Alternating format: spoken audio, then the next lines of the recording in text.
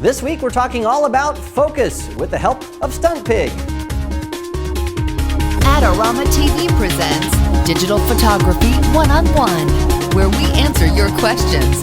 Here's your host, Mark Wallace. Hey everybody, welcome to this week's episode of Digital Photography One-on-One. Well, this week it's sort of a special week because we've got a lot of questions that we've been getting for months now about focus. And we haven't really had one that was broad enough to commit an entire episode to it, so we sort of smushed them all together. We're going to talk all about focus this week. So we're going to be talking about what a diopter does and what we can do to focus manually in low light and an autofocus assist beam and using different focus modes. We're going to be talking about all kinds of stuff. And to help us out, Stunt Pig's going to be here, so let's get right over to the next studio and get started.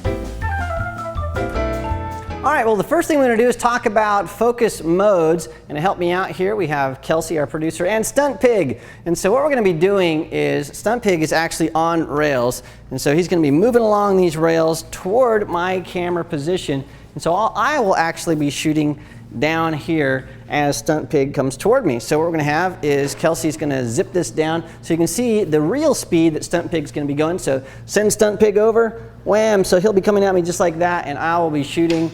And that way we can see exactly how Stunt Pig is in focus or out of focus. And to help us out, I've got a bunch of different cameras here. So I've got a couple of Nikons and a couple of Canons, so we can really dive into the different modes and how they're called on different cameras and some of the controls. Now, some of the controls that I'll show you might not be in the exact same place on your camera, so make sure you look in your user manual because all cameras are a little bit different, but the principles will hold true for all cameras, all brands. So let's start. We have this guy right here. This is a Canon Rebel T3i. And what I'm going to do is first walk through the settings that I have on my camera. Now I'm shooting in manual mode. You can shoot in shutter priority mode or aperture priority mode. It doesn't really matter. I'm shooting in manual because we have a big white background and sort of weird lighting in here, and so I want to make sure that I have the proper exposure. So I'm shooting at a 1/100th of a second at 5.6, and I have that set for all of the cameras here.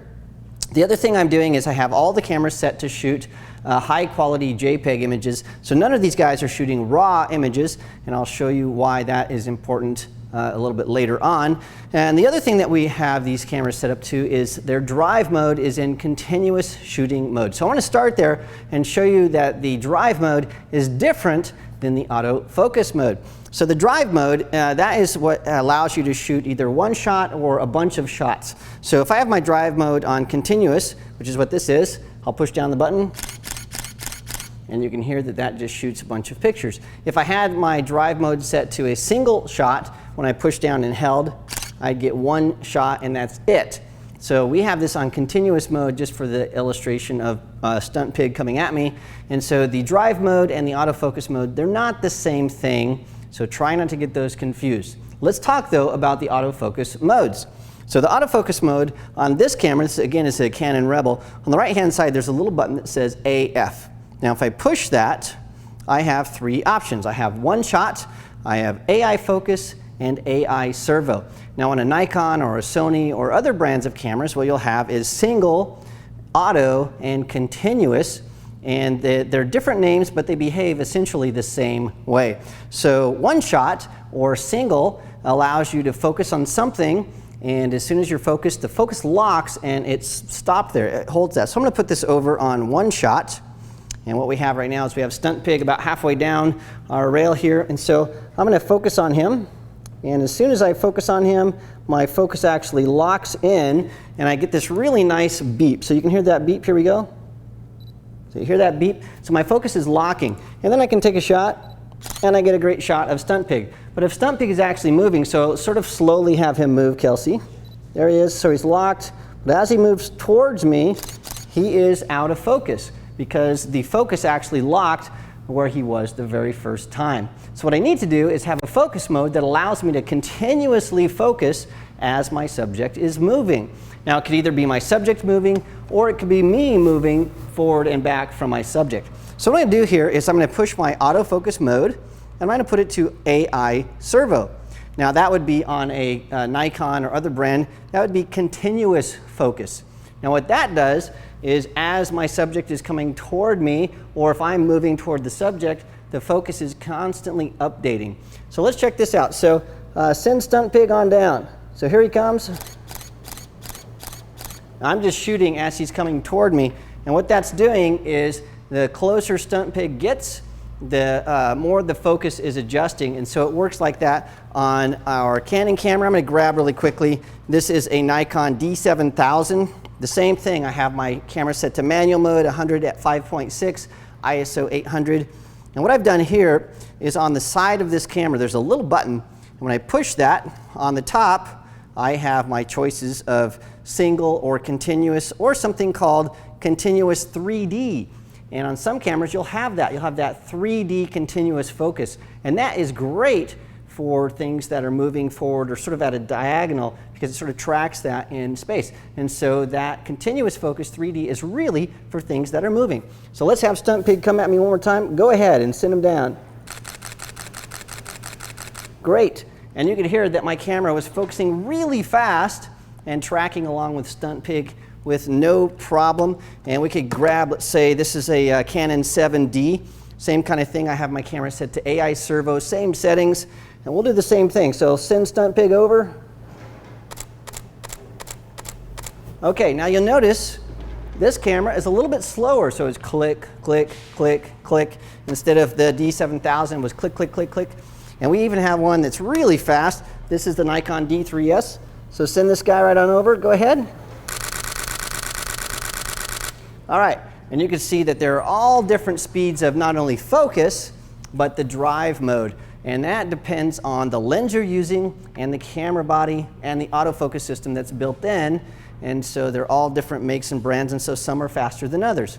Now, one thing that's true, if you use the center autofocus point on moving subjects, your autofocus will be faster. And a lens that's a really high-end 2.8 or wider lens, like this is a 2.8 lens, this is a 2.8 lens, that is going to be much faster focus than a lens that's like this guy here, which is a 5.6 or 4.5, because those wider aperture openings allow the autofocus system to work much faster. That's one reason that these high-end lenses are a little bit more expensive, actually a lot more expensive, because the autofocus is about twice as fast. Now, one more thing, let's say you're shooting in RAW mode instead of just JPEG mode. So I'm going to go in here, I'm going to change my quality on my Nikon here. So I'm going to change this to RAW plus JPEG. Now, before, this was pretty fast. Now listen what happens. So let's send Stunt Pig over as fast as you can. Go ahead.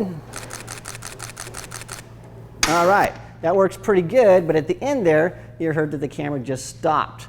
And what happened was that card used up its buffer, so the images were going in, blam, blam, blam, blam, blam. Oh, I'm full. I can't store any more information. So if you're shooting really large files, you need a really fast card in your camera, because there's going to become a point where the card can't take any more information. It's full, and it has to sort of save everything before it's ready to go again. In fact, let me just push this, and you can hear this work like that. So it works just fine, and then it hits that little barrier.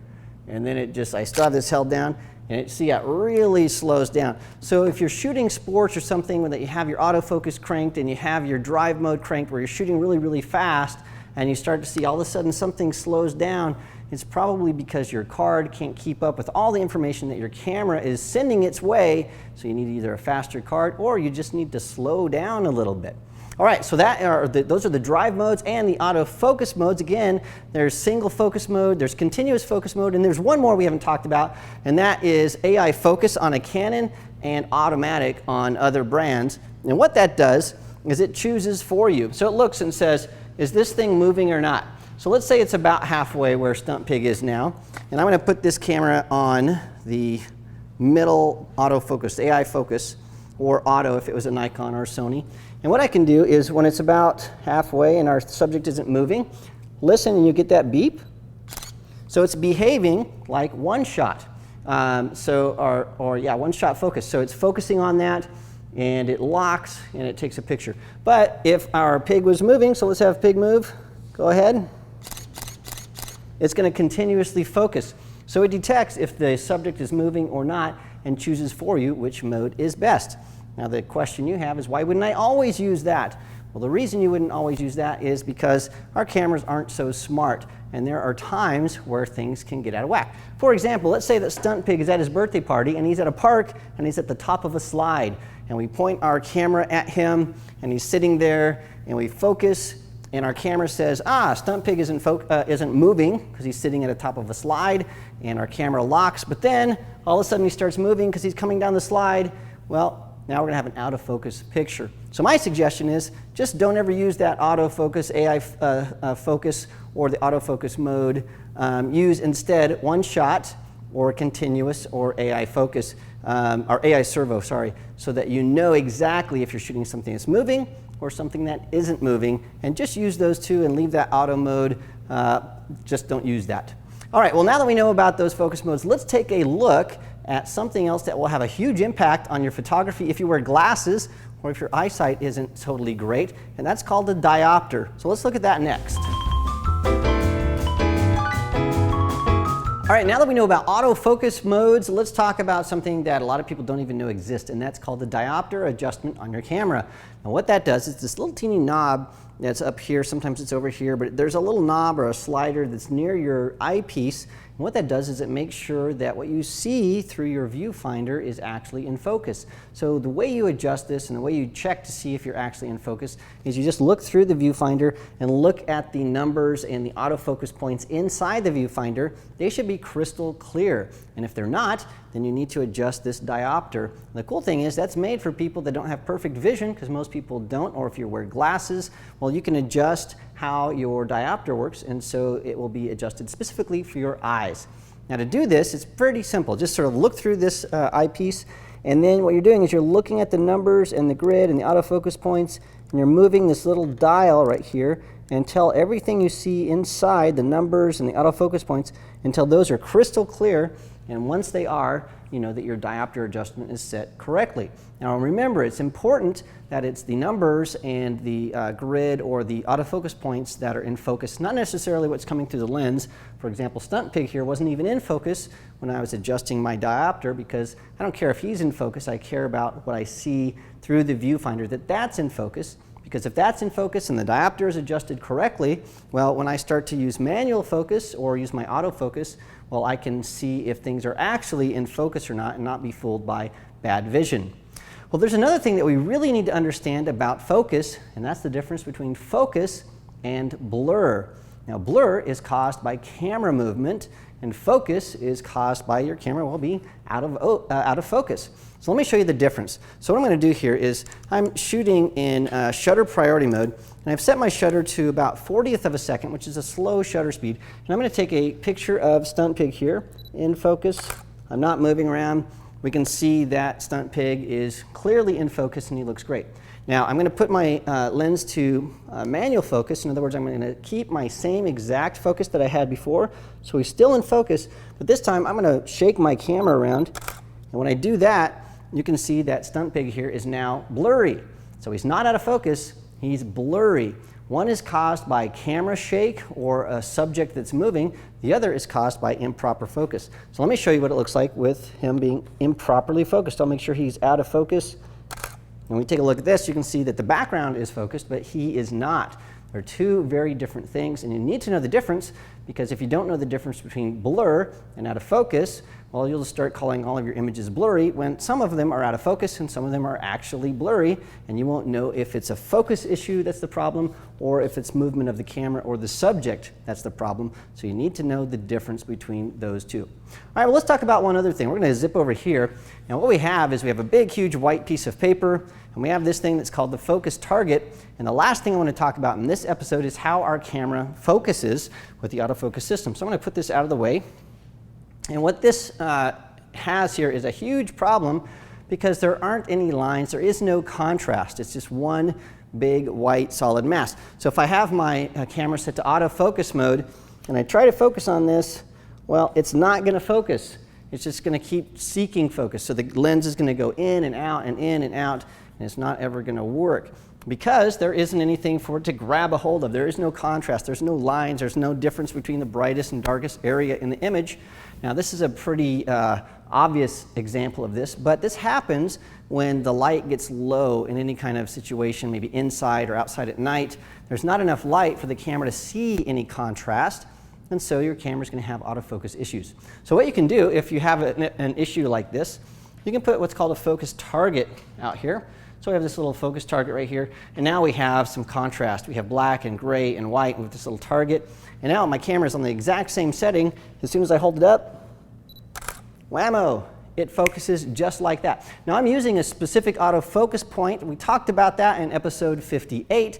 So if you need more information about autofocus points, make sure you watch that episode for everything to do with autofocus points.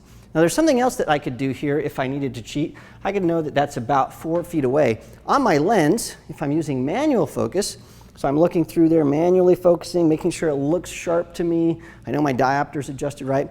Well, there is a guide on here that says how many feet away my focus is. So again, I know this is about 4 or 5 feet away, so I could set my lens to about 4 or 5 feet away.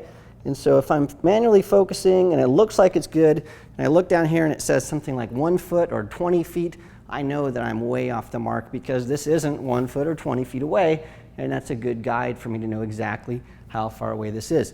Now, if you really want to know a little bit more about this guide on your lens, make sure you look at episode 55, where we talked about hyperfocal distance, and that will help you understand how to use this guide on the top of your lens. Well, there's one more thing that we can use, and that is a flash. So this flash here, this external flash, this is made for low light. And what it has built into it, and this is, you can get these for Sony and for Nikon cameras, Canon, all different brands of cameras. Most point and shoot cameras have this built in, so you don't need an external flash like this. In fact, a lot of cameras have this built in, and it's called an autofocus assist beam. And so if this is having a hard time focusing, what this does, and I'm going to shine this right into the lens of our video camera here, you'll see that this thing kicks on and it sends an autofocus beam right at the lens. And that is telling the camera how far away our subject is. So it's saying, how far away is this? So if you're really, really in a dark environment, it's going to say, okay, here is our subject. The beam's going to go from here, hit this, come back, and the camera will know, oh, that's about 6 feet away.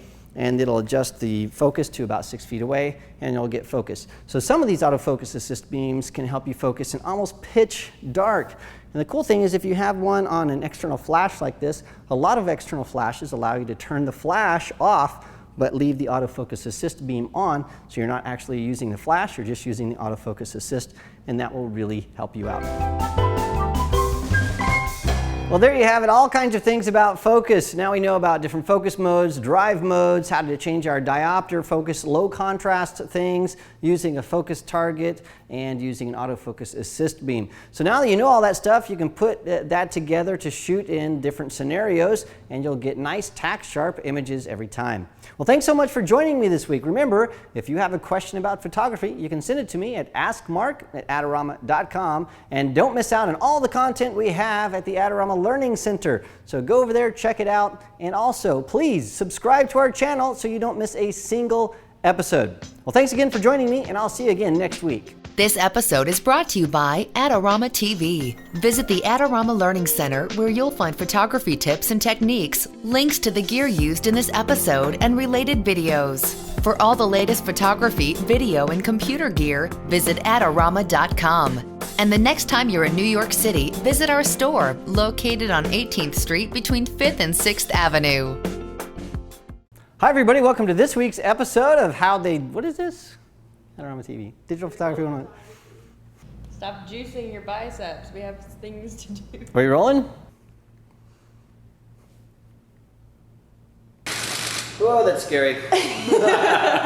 Man, I just think my shin is about to be obliterated. Digital Photography 101 is written and produced by Snap Factory. For more information about our workshops, visit snapfactory.com.